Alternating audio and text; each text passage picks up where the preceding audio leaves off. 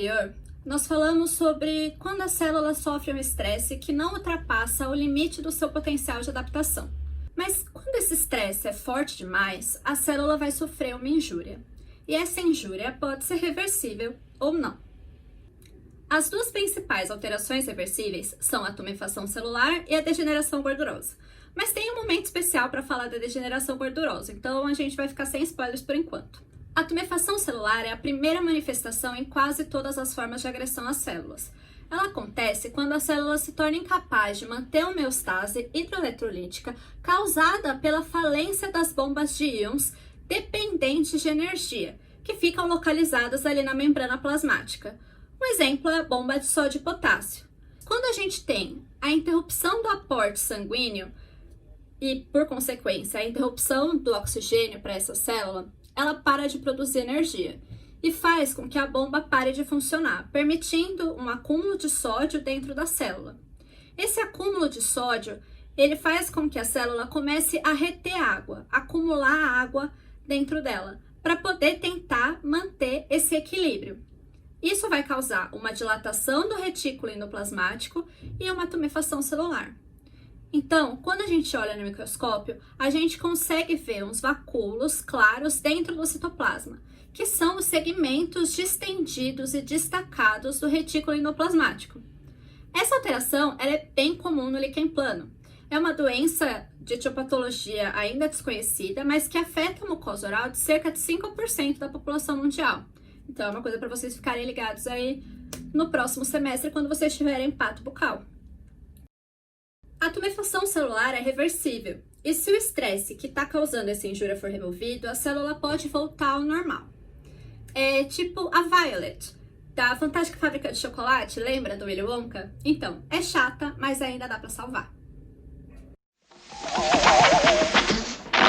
Finito! That's all? That's all? Don't you know what this is? By gum, it's gum. Wrong! It's the most amazing, fabulous, sensational gum in the whole world. What's so fab about it? This little piece of gum is a 3-course dinner. Bull. No, roast beef, but I haven't got it quite right yet. I don't care. Oh, I wouldn't do that.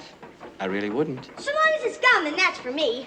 Violet, now don't you do anything stupid. What's it taste like? Fabulous. It's tomato soup. It's hot and creamy. I can actually feel it running down my throat. Stop. Delicious. Don't. Why doesn't she listen to Mr. Wonka? Because, Charlie, she's a nitwit. It sure is great soup. Hey, the second course is coming up. Roast beef and a baked potato. Mmm. With sour cream? What's for dessert, baby? Dessert? Here it comes. Blueberry pie and cream. It's the most marvelous blueberry pie I've ever tasted. Holy Toledo, what's happening to your face? Cool it, Dad. Let me finish. Yeah, but your face is turning blue. Violet, you're turning violet, Violet. What are you talking about? I told you I hadn't got it quite right yet. You can say that again. Look what it's done to my kid. It always goes wrong when we come to the dessert. Always. Violet, what are you doing now? You're blowing up. I feel funny. I'm not surprised. What's happening? You're blowing up like a balloon. Like a blueberry. Somebody do something. Call a doctor. Stick her with a pin. She'll pop. It happens every time. They all become blueberries. You've really done it this time, haven't you, Wonka? I'll break you for this. Oh, well, I'll get it right in the end. Help! Help! Oh, we gotta let the air out of her quick. There's no air in there. That's juice. Juice? Would you roll the young lady down to the juicing room at once, please? What for? For squeezing. She has to be squeezed immediately before she explodes. Explodes? It's a fairly simple operation. I've got another puzzle for you. Mas e aí? Quando a injúria ultrapassa os limites da célula? E essa injúria é irreversível, significa o quê? Significa que a célula vai entrar no processo de morte celular. Que é tipo vocês passando da 8ª hora de atividade EAD que só tem assim, só sobrou restos de seres humanos.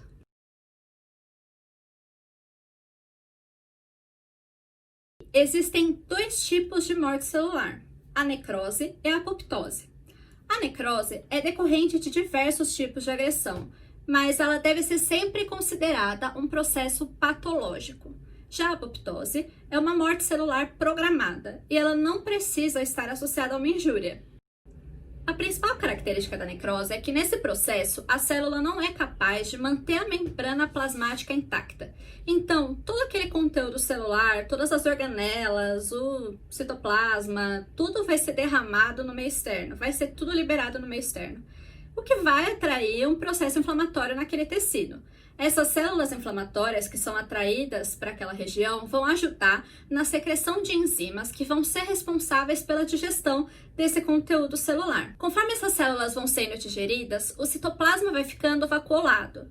E aí, a gente fala que fica com um aspecto de roupa toda ruída, comida por traças. É tipo aquele pano de chão que foi a sua camiseta da sexta série? Então, fica todo esfareladinho.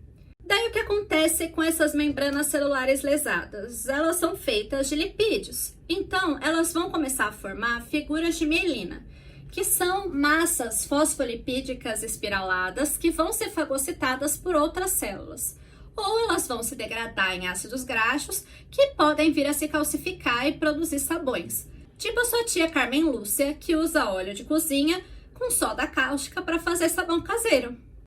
Tia Carmen Lúcia dando aula de sustentabilidade. Quem diria? Além dessas alterações citoplasmáticas, o núcleo também vai sofrer alterações.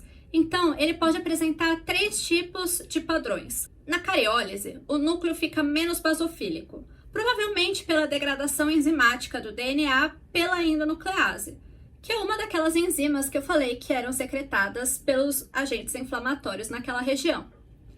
Na picnose, a cromatina ela vai se condensando e fica bem basofílica e o núcleo vai se retraindo. E na terceira e última, a cariorrexe, o núcleo vai se fragmentar em vários pedacinhos.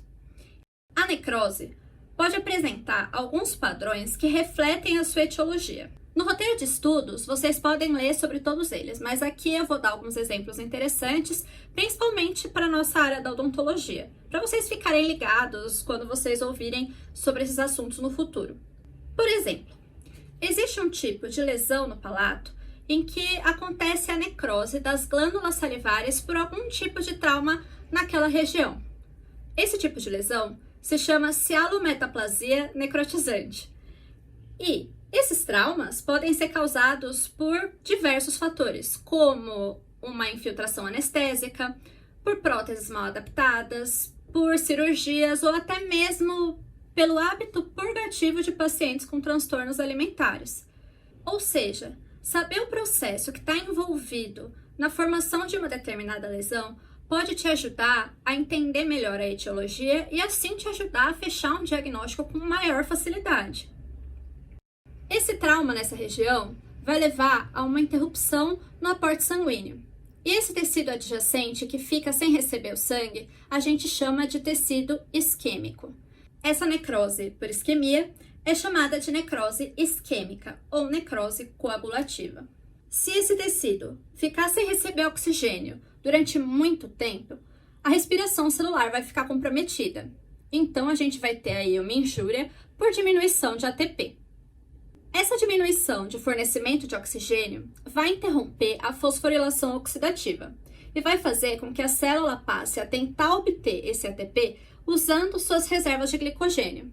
Essa mudança vai alterar o pH intracelular e vai fazer com que várias enzimas parem de funcionar, além de produzir espécies reativas de oxigênio, que levam a célula a sofrer estresse oxidativo, que hoje é considerado parte da fisiopatologia de diversas doenças. Outro tipo de padrão de necrose é a caseosa. Esse termo, ele vem do aspecto friável e esbranquiçado da área necrótica, que fica parecendo queijo. Esse aspecto pode ser observado em lesões causadas pela tuberculose, por exemplo. Mas, e aí? O que a tuberculose tem a ver comigo aqui? A tuberculose não afeta só os pulmões, ela também pode afetar a mucosa oral e é considerada um sítio de infecção pelo Mycobacterium tuberculosis.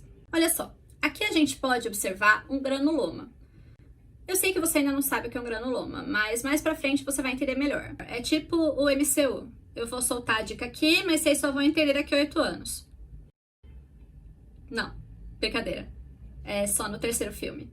Quer dizer, terceiro bloco. No meio desse granuloma, a gente consegue ver essa maçaroca de células necróticas que já perderam a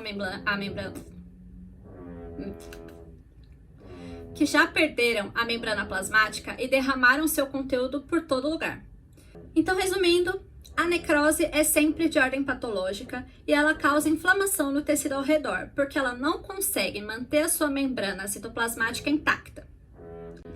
No próximo vídeo, eu vou falar sobre a apoptose, que é a minha Dona Morte queridinha. Até mais!